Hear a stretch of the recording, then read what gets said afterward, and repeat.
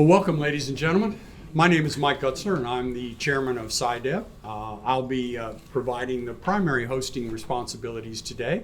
But as you can see, we have a number of our shareholders and investors with us, a few invited guests, some of our management, which I'll cover in just a moment, and obviously our board and executive team here.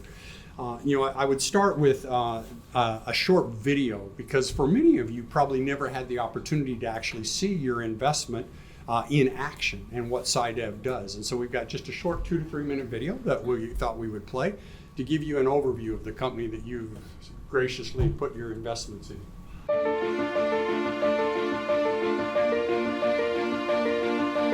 In a world driven by innovation, SciDev leads the way with smart water solutions that help industries move toward a more sustainable future.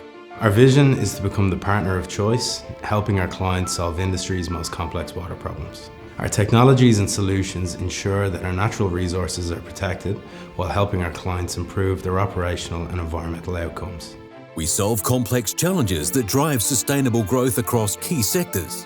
Our advanced chemistry and process control technologies optimize extraction processes, reduce environmental impact, and maximize profitability. Our water technology solutions safeguard both the environment and human health by removing harmful contaminants from groundwater, surface water, and industrial liquid waste, allowing water to be reused or safely discharged back to the environment. Our commitment to quality, safety, rigorous research, meticulous manufacturing processes, and ability to meet any logistical challenge drives us to go the last mile and delivers lasting value in everything we do.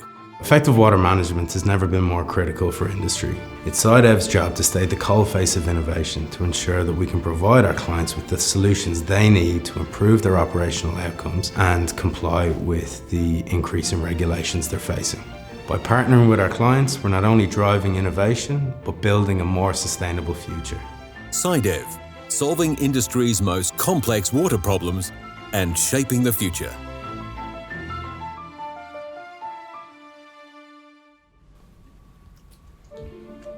All right, thank you.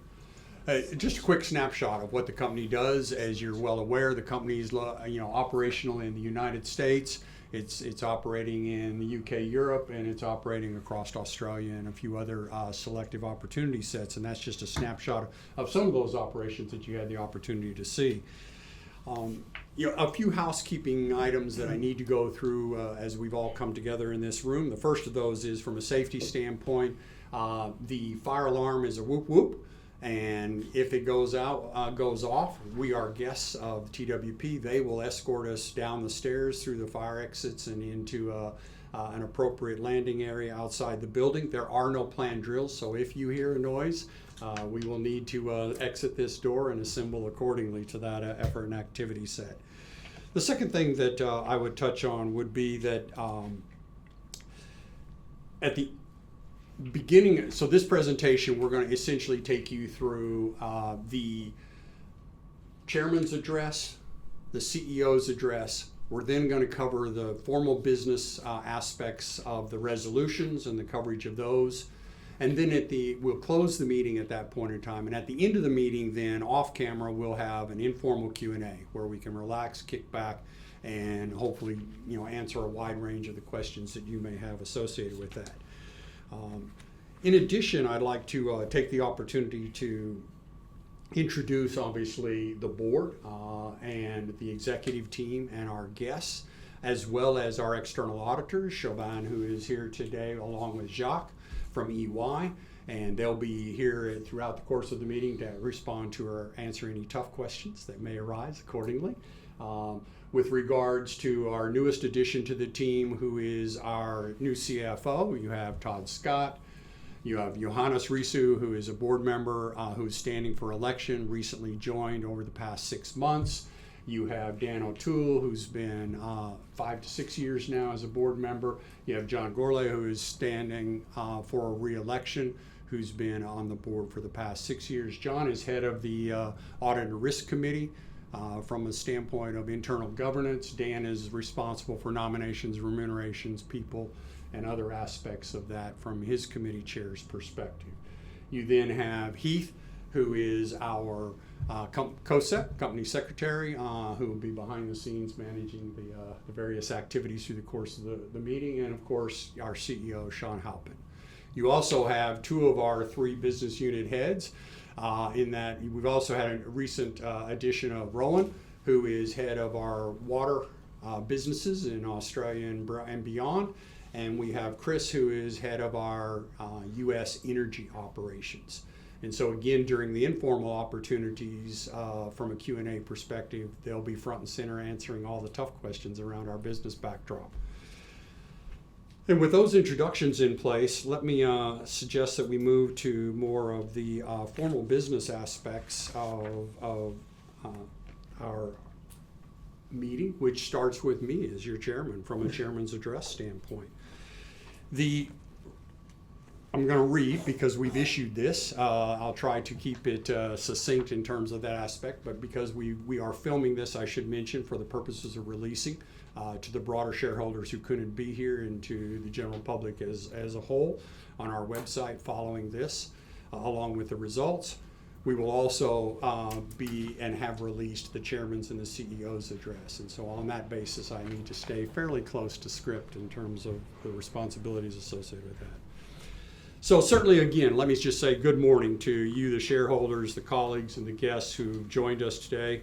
And I want to take this opportunity to simply say it's a privilege. From my standpoint, I've been on the board for 18 months. I've been in the chairman's role for the last 6 months, almost 7 months now. To be able to take the opportunity from my perspective to give you a picture of what I think are and what we as a board believe are the strategic environments in which we operate, the scale of the opportunities that we see for the company going forward, and the discipline in which we've tried to, as a board, working with management and the organization, put in place over the course of this past year, which has been a challenging year on a global basis for all companies, but in ours no different from that aspect. Against that backdrop, clearly we've had a lot of geopolitical uncertainty, we've had a lot of economic and government uncertainty, and certainly regulatory uncertainty and change in the space in which we do and operate business. As a result of that, in our financial year 25 period, we took a step back and we looked at the nature of resetting the company from a disciplinary perspective on the manner of our capital management, our operating expenses, and most importantly, our strategy, where our strategy was taking us versus where and what we could invest to deliver to create growth on behalf of our shareholders and interested parties. It's interesting in that, the fundamentals of what we do as SciDev is literally at the intersection of a world in which environmental regulation is increasing in the manner of managing water in all forms or fashions on a global basis. The responsibilities from an industrial waste management standpoint are increasing on a daily basis in terms of expectations by us as consumers and citizens, all the way through to governments on a global scale. And certainly then behind that is this aspect of energy efficiency, which is an important part of what we do and provide. And from a sustainability perspective, the importance of how we contribute to this longer term sustainable set of solutions that as society we're creating greater expectations are. The reality of this is it's not cyclical. These are fundamentally structural changes that are occurring in the world that we live in, and therefore with an expectation they're shaping the investment decisions of governments, of industry, of operators within those industries, within the differing segments that we from a heavy industry perspective participate in as a company, and certainly from an energy standpoint across the globe. All of these are being impacted on a structural basis, day in and day out, with those changes that I've described. And you can see that as a challenge, but you can also see it as an opportunity. And certainly from where we sit as SciDev, we see this as a real opportunity because our company is positioned to be a part of that solutions basis for those structural changes in the world that we're operating in. Our chemistry, our engineering, and our field execution capabilities aren't just relevant, they're actually critical to creating those solutions that industries, governments, and communities are facing with an expectation that a solution is made ready isn't being promised, but is actually being delivered in terms of those expectations. I'm going to touch a little bit about then why does SciDev's capabilities really matter into that global picture that I've just talked about. If you look at PFAS as a remediation responsibility on a global basis, you look at this market space and it's moved from a word that, from my standpoint, I didn't know what PFAS was 5 years ago, to now PFAS is a part of a continuing basis of information and exchange that's happening daily in terms of news about what are we doing about this forever chemical that's impacting the world that we live in. How and what are we going to do to remediate it, to remove it, and ultimately reduce its consequences and impacts that have already been created. That market currently is in its infancy. And it's a $3 to $6 billion per year marketplace now in terms of activities involved in both PFAS treatment and PFAS remediation. But you can clearly see an environment where this is going to only accelerate year on year on year going forward as the reality of regulations put in place now have to be enacted and therefore actions be taken. And so a market that is small today, 3 to 6 billion on a global basis in PFAS, is a market that you can see over the course of the next 10 years explodes into a 10-fold, 15-fold opportunity for increase in terms of expectations. Obviously, our abilities as SciDev to deploy chemistry-led solutions from a PFAS remediation and removal standpoint are an important part of that solution. We don't expect to capture all of that market. We would love to be able to do so, but because by and unto itself, it would be company making at a scale that's significantly different from where we sit today. But the reality is it's a rapidly growing opportunity set. SciDev, with its unique chemistry-led water solutions for PFAS remediation, are well positioned to be in that market. Secondly, if you look at just industrial water treatment on a global basis, this is currently a $70 to $80 billion market on a global basis annually. And within the next 5 years is expected to grow, these are Australian dollars, by the way, that I'm quoting, is expected to grow to over $100 billion of annual spend on a global basis. And again, our proprietary as well as conventional water chemistry solutions, our capabilities to build, to remediate, and extract are all skill sets that we believe well positions us to support a wide range of heavy industries that are very much focused on the imperative of addressing water-based solutions, be that how water is used on the front end to how water is remediated and recovered for reuse on the back end of those operations. And then finally, and equally exciting for us is a third leg of our business, which is our energy business. And if you look at energy, it's an Australian $12 to $17 billion industry globally in terms of its focus on the produced water treatment side of producing energy, oil and gas, to completing to develop new sources of energy, oil and gas wise, from a completions fluids perspective.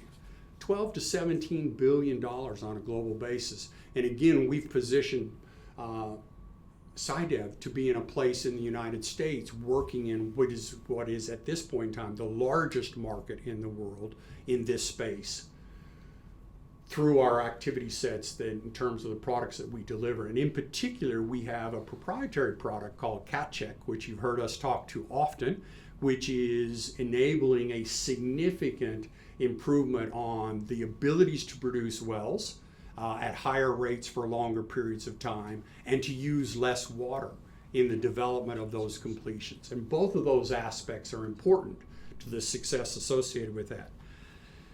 So you look at the three businesses, that PFAS, which is in its infancy from a marketplace but has tremendous upside growth potential. You look at industrial wastewater treatment, and its potentials are massive at $70 to $80 billion worth of Australian spend per year. And then you look at energy sector, which is again $12 to $17 billion and growing as the world continues to consume energy at the pace that it is, and the importance that we play in all three of those markets, and how we've positioned the company to be successful in all three of those markets is hopefully a measure to give you confidence as we talk about not only how we've performed, but where and how we expect to position ourselves as a company to perform. From a board's perspective, I think our priorities over the past year, as I've mentioned, have been in an area of rebasing our confidence that we've got the strategy in place, that we've built and expanded the board's and the management's skills and capabilities. I've exhibited that through the fact that we've added new board members, we've added new management team in place to help lead the company on a go-forward basis. We put a tremendous amount of time and effort into our capital discipline to ensure that every dollar we spend is in a position to capture a meaningful opportunity to grow our marketplace in those three markets that I've just talked about, as well as to ensure the efficiency in which those dollars are being spent are creating capability for the company on a go forward. We've aligned that investment to the places where we believe will have greatest impact in growing access to market and access to clients and customers within that market space. We've continued to ensure that we are driving good governance across the company, that we're managing our risk, and that we're delivering. We've had one of our best safety years as a company since our conception, and again, Sean will potentially talk more about the actual delivery of the business in the past year in that regard. And we've continued to simplify the manner in which we've governed. We will continue to focus on growing the company, but growing it sustainably, and we'll do so by delivering reliable outcomes and positioning the company to ensure it uses every dollar appropriately. As we think about financial year 25 and what it's actually delivered to us, it's created the abilities coming out of the back of financial year 25 to create this sharper strategic focus. It's left us with a stronger balance sheet. It's built capabilities at an individual and organizational level. It's created greater commercial discipline, and it's created clear momentum into the markets that we believe are going to be significant for us to grow this company and to build the scale that we believe is possible by the very nature of our skills and capabilities as a company. Our ambitions at SciDev is to access those markets at scale, to be able to combine with the regulatory tailwinds that are occurring that are to our advantage, and to match consumer expectations as well as the differentiation of our water chemistry solutions and capabilities to create a better sustainable business, and more importantly, a high quality earnings and growth related business as we go forward in the future to capture those.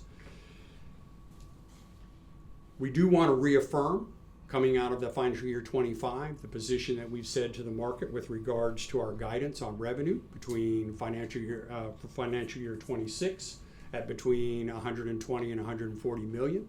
We feel we continue to remain confident on the basis of the delivery of the business against the backdrop of that growing pipeline of opportunities that I've just laid out strategically. I'd close with saying I want to acknowledge the SciDev team, because it has been a challenging year in the past year with all the conditions that we've faced in terms of our three business units and what they've had to overcome in terms of that volatility. Their technical capabilities, their field execution, and the manner in which they've done so safely and reliably has differentiated us against our competitors in a number of those key marketplaces. And I also want to thank you, the shareholders and others that are not here with us today, in terms of the service providers and contractors that we worked so closely with to be able to create those results and outcomes. And so with that, I'm going to hand over to Sean to give his address, and then we'll come back to the formal portions of the business.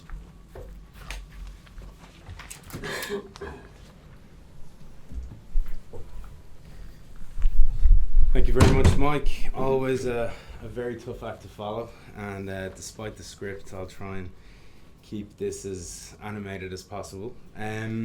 Look, first and foremost, I'd like to thank everyone for taking the time to join us. It's great to see such a positive turnout, certainly by SciDev standards. And I suppose in addition to Mike's comments, I want to take you through three key areas. That's our FY25 operational and financial performance, our progress against our strategic execution priorities, and then finally our focus areas and outlook for FY26 looking forward. FY25, as Mike said, was a year where we saw continued uncertainty and volatility across many of our end markets. Despite this, the business remained focused and resilient, and we delivered significant progress against our strategic objectives.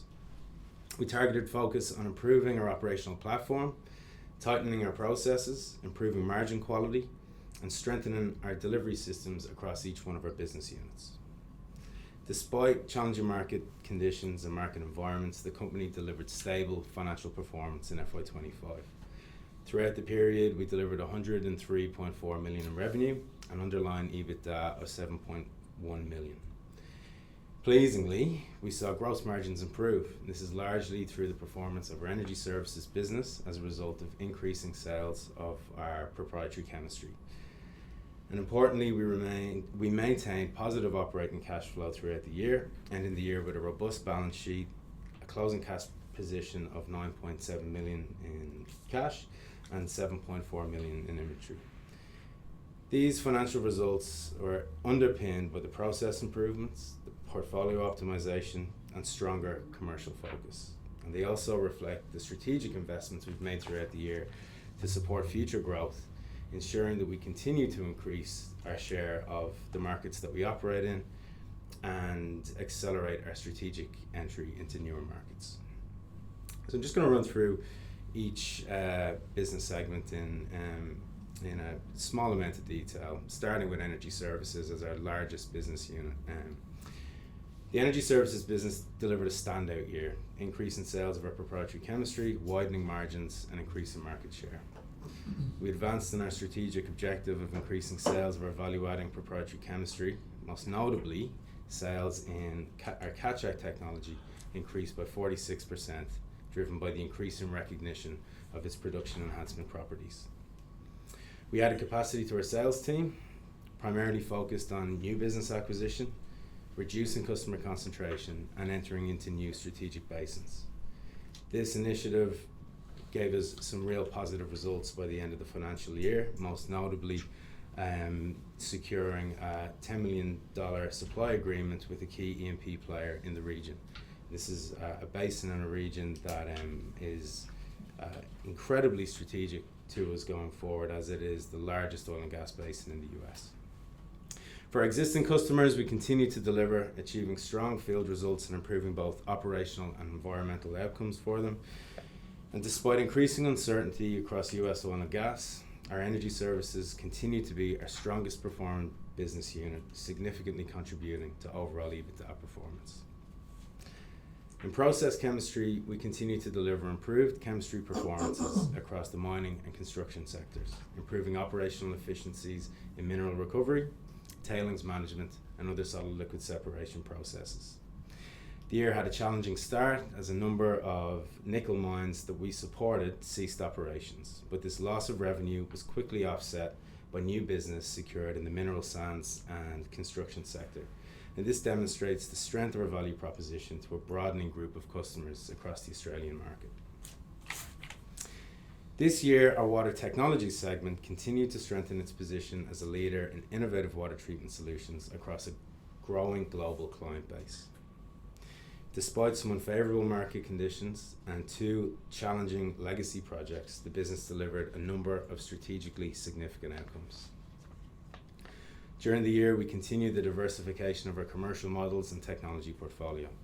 This increased our addressable market and enabling a broader, more integrated service proposition for our clients. We progressed through the ECI phases of the Rum Jungle contract with McMahon Services. This culminated in the recent award of a $19.5 million contract for the design and construct of the groundwater treatment plant to support remediation works on the site, the largest value contract we've secured to date within our water technology segment.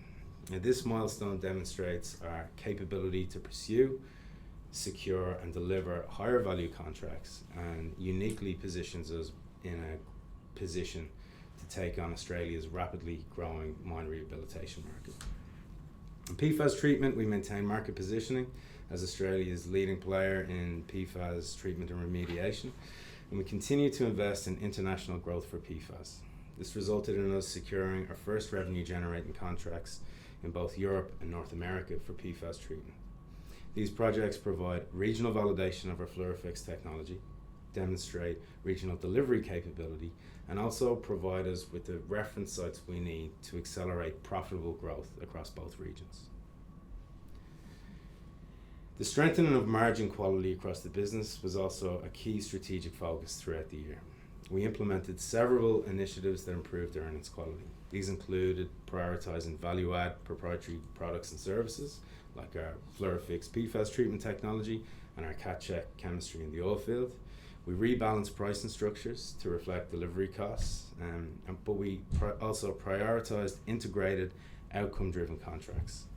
And importantly, we improved supply chain reliability and cost management throughout the business. These changes contributed to improved gross margins and more predictable cash flow, setting us up for improved financial performance and the capacity to invest in growth opportunities for the years ahead. We're a technology business. And as a technology business, we know that discipline and targeted investment in tech development is critical to maintaining our competitive edge both now and into the future. Throughout the year, we advanced several tech and engineering initiatives, including the continued optimization of CatCheck, improving its iron tolerance, also improving its surface tension reduction, and enhancing its oil recovery properties, a key component in its value proposition for our clients. We pursued and successfully secured the third-party validation of our FluoroFix and Regenex PFAS treatment technologies. And overall, we increased the strength of our engineering and technical team. Our disciplined approach to tech development ensures that every dollar spent drives measurable value. It's focused on maximizing ROI while positioning the business to capture emerging opportunities and maintain technical leadership within our markets.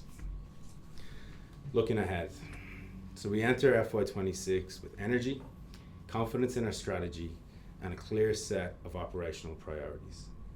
These include a prioritized focus on enhancing the sales and distribution channels needed to support the high growth potential of our energy services vertical. In water technologies, we'll be focused on scaling the PFAS and complex water treatment platforms using validated, repeatable deployment models. We'll also use our energy services platform to expand water tech services and revenue generation in North America.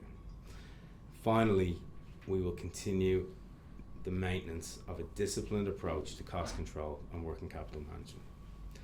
These priorities underpin the board's FY26 revenue guidance of 120 to 140 million, which we reaffirm based on the strength of the business and the health of our order book and BD pipeline. To close, SciDev delivered meaningful progress in FY25. We strengthened our foundations, improved margins, deepened customer relationships, and positioned the company to participate in large, long-term environmental and industrial investment cycles. I'd like to take this opportunity to extend a sincere thank you to the SciDev team for their unwavering commitment and professionalism. And finally, a thank you to our shareholders for your continued support as we enter a year with significant opportunities ahead of us. Thank you, and back over to you, Chair.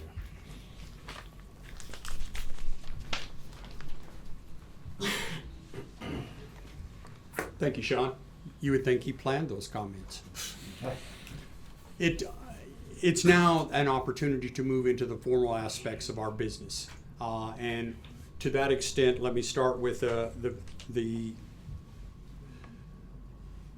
position with regards to our financial statements and the review of those. SciDev's financial accounts for the year ended June 30th of 2025 and included reports from both the directors and from the auditor, and have been distributed, of course, through our annual reports as well as to you as members and investors. I'm going to table those documents. I'm going to note that a formal resolution is not required. However, there is an opportunity for anyone from the floor to raise a question of either management or of our external auditors, who are again represented by Shaban and Jacques from EY here today. Do we have any questions from the floor with regards to the financial accounts? Excellent. That's what we like to see. Confidence and associated with the backdrop of that. So I thank you, and I'll now deal with the first formal resolution that relates to the remuneration report.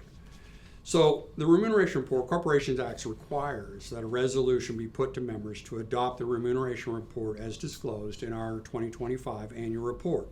The vote in this resolution is advisory only, it's non-binding, and the resolution gives the members the opportunities to ask questions or to make comments concerning the REM report. To that extent, the Corporation Act prohibits the inclusion of any votes casted on this resolution by any director or member of the company's key management team. But I am, however, allowed and will be casting any undirected proxies in the favor of this resolution as permitted. So with regards to this first resolution, you see the results behind me, but it is an opportunity from the floor to ask any questions with regards to the REM report. And I remind you, we are going to have an informal Q&A at the end of this after the meeting is closed. So if you would keep your questions focused on this particular resolution at this point, happy to take those.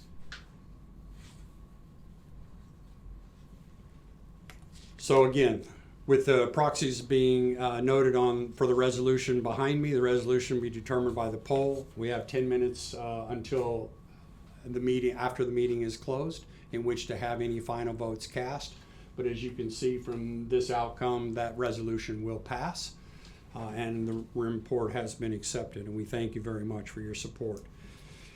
With regards to resolution number 2, this is for the election of a director, Mr. Johannes Risu. I mentioned Johannes joined us earlier this year as a new board member. This deals with his election in which he was appointed in April to the board. We've undertaken a review of our strengths as a board, and we look to augment the board's strength, as I mentioned earlier on, and Johannes ticked all of those boxes. He is and has been over the last 8 months a tremendous addition to the board in terms of that strength of background and experiences that he represents, and having been a director as well as chairman of businesses across the ASX, and his broad knowledge and understanding of that. And so with that regard, he has particularly brought an additional strength for us in the area of finance, governance, and in M&A acquisition activities and evaluations. So we're delighted to have Johannes join us. And from our Constitution's perspective, requires that he hold office until the next following AGM. So it is at this meeting that we are presenting him for election to the board under this resolution. And I certainly am pleased to endorse on behalf of the board his election. Opportunity to ask Johannes any questions that you might like to ask of Johannes directly in terms of the rationale for his joining this august team. And maybe a few words as to why you joined and what you see as your contribution going forward and the future of the company around you. Yeah, I mean, I was chairman of another listed entity called Amsterdam, but my original background was 20 years in Shell, an oil company when I was much younger, so I knew a bit about the industry, and I also did head up an engineering business for a group called Skilled many years ago. Then drifted off into a different world where I helped co-found a biotechnology business which raised VC money. We did an IPO, we listed for a number of years, and I was chairman there, and then that got acquired by a private equity company about 2 years ago. So too young to retire. I was looking for some other opportunities, and a few people rang me up about SciDev, and one, I sort of understood the engineering business in some detail. One, I actually understood engineering in some detail, and I'm a big fan of water. I think growing up and being in industries I've been exposed to health, safety, and environment's always been a big thing for me. And then I was also looking for companies where I think could have exponential growth, you know, where there could be breakthrough performance and international breakthrough performance. And when I met Sean, and I met Mike, and I met Dan and John individually, and then collectively, I said, this board functions reasonably well, because I've been chair of another company that was listed. I'm actually chair of another listed entity. And I said, this board functions actually very well, and the skills were complementary. And so I spoke to Mike, and he made the offer, and I said, after due consideration, I said, yes, I'd like to join the board. For those of you who know that I don't actually own any stock at the moment, and one of the reasons being is we had Rum Jungle coming out, we had Tiger coming out, we had AGM coming out. My intentions would be when we windows are open and I'll be buying stock in the company. Thank you. Any other questions of Johannes? Well, very good. Well, again, it's with my pleasure to be able to demonstrate the proxies on the wall that you see behind that Johannes has been endorsed by our shareholders, stakeholders, etc., and is now officially a full-blown member of the board from a compliance perspective. So well done. Resolution number 3 is the election of a director, Mr. John Gourlay. It deals with the specific aspects of re-electing John to the board. John has been on the board for 6 years, and this is seeking yet another opportunity to be re-elected for another term. John has an invaluable history with the company, its evolution from a $3 million enterprise to the company that it is today. His backgrounds and experiences, along with his corporate governance and compliance, his leading of the audit risk committee, are integral to our abilities to build confidence in the transparency of the company's performance and our abilities to articulate that externally as well as internally to make sound decisions. So we strongly support the recommendation to re-elect John to the board. Again, I will open it up for any questions of John or an opportunity. In fact, I'll just start with John. Why don't you offer a few comments in regards to support for your renomination? Thank you, Chair, and very much appreciate the endorsement of the Chair, who's brought a lot himself to the role as Chair, and a lot of confidence from the board in him in that role, and my fellow directors and shareholders for endorsing me from the looks of it. So I've been with SciDev for 6 years now. The company is unrecognisable in many respects from the company I joined 6.5 years ago, actually.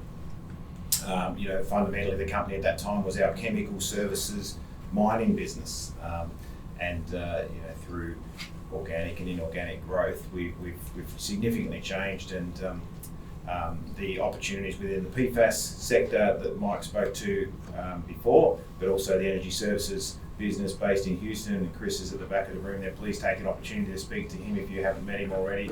It's really, really exciting as a board to move from taking a view from 6 years ago, high volume, but fundamentally chemicals we do have a competitive advantage in, to some really proprietary chemicals that clients want, and they are transformative for their business. And it's really about communicating and deploying capital into the right areas, and really letting the market know who we are and what we can do for their business. So the company's transformed in the last 6 years. It's been a fantastic journey to be a part of, and very much appreciate the opportunity for another 3 years on board.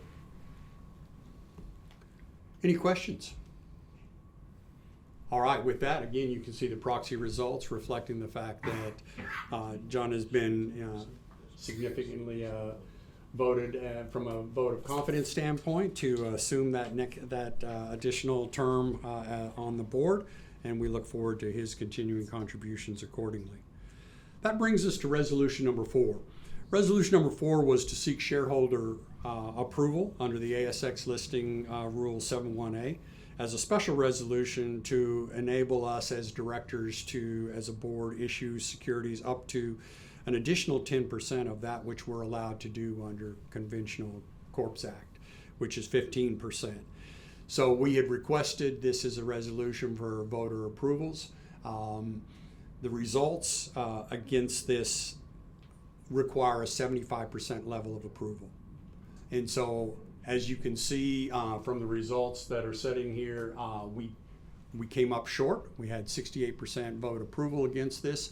There was actually, as you can imagine, for those of you involved with other companies that are in this space that have pursued this same request for an additional 10%, that we withdraw this resolution before and its vote. We chose not to do that for the very simple reason that we are actually very comfortable with explaining to you as shareholders why we propose this 10%.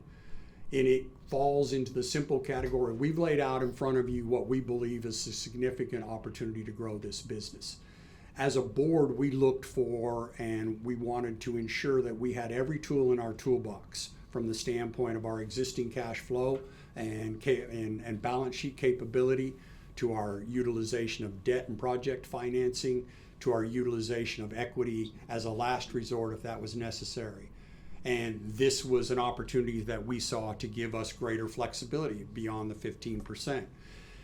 It is not, and let me clarify and be absolutely crystal clear, it was not the board's intention to pursue an equity raise as a course of just simply building a war chest. It was our position to have this as an available tool in our toolbox. We would proceed from the position of using our balance sheet first and foremost to fund our business from a growth perspective, to look at financing vehicles as appropriate, and only if there is a game-changing acquisition opportunity in the marketplace that would enable us to create immediate accretive value to you, the shareholders, expand our capabilities as a company to access greater position in those markets, or build our capabilities on a differentiated buy versus build, because we can invest to grow organically and we can buy to build capability or to gain access to markets. We felt confident in putting this forward for one reason and against many reasons, which was we pursued an acquisition during the financial year 25. That acquisition would have been a potential significant game changer as a company. But at the end of the day, as we continued to progress through that process, the dilution consequences to our existing shareholder base versus the reality of our share price in the market and the amount of debt that we would have to engage in left us as a board to say this is not the right use and not the right time for an acquisition of this size or scale. We showed good fiscal discipline against the backdrop of a challenging business environment. And it was tough because it was a game changer, but it was the right decision, and it certainly has borne out to be the right decision at the time. But it does not waver our continued focus on appropriately being in the market inorganically versus organically to assess market access and to assess opportunities to build capability, but to do so in a very disciplined manner at a scale that we can absorb, that creates value. So the reasons we left it here for you to see, we were unsuccessful in getting your approvals for the extra 10%. We're okay with that. We weren't planning to use it, but if it was there, we were going to have it in our back pocket. Doesn't mean we won't come back to you in the future with regards to exploring that opportunity again, but we wanted you to understand the basis of our reasonings for proposing this. It wasn't because we had an imminent acquisition in place. It was because we saw it as an important tool in our toolbox relative to going forward to building capability and growing access to market. Happy to take any questions on this resolution if there's at this point in time, but as you can see, it did not pass the 75% hurdle and therefore was unsuccessful in being voted up at this point in time. And we're okay with that. Is that company still available for sale, or is it just someone else bought it? No, it has not been sold. They are exploring their options, is all I can say at this point in time. And we remain engaged with the view to this being possibly there in the future. But we're looking at, and as you would expect us to look at in all three of our businesses, we're looking at what is the market access potential, what is the capabilities we have versus what our customers want, and who might we look at inorganically to augment that capability that would be value accretive and growing our business accordingly.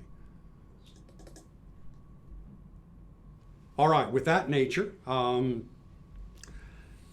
that concludes the voting on today's resolutions. And before we close the 2025 AGM, are there any final questions that have arisen on any of the four resolutions that we presented in front of you?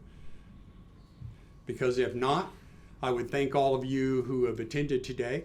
This is my second AGM. My last AGM, there were 3 people in the audience, so it is a real pleasure to see a number of faces, and we hope to grow those faces over the course of the next 6 months, mid-year and the end of the year AGM next year, such that this room is absolutely not big enough to hold everybody who's interested in the company. So thank you very much in that regard. On behalf of the board, I wish you all well.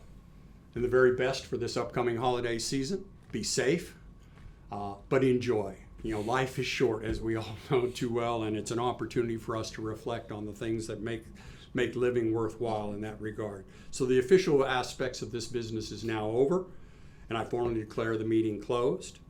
The results of today's voting, of course, will be posted along with a video of this section of the formal media, both on the ASX and to our website over the course of the next 24 hours.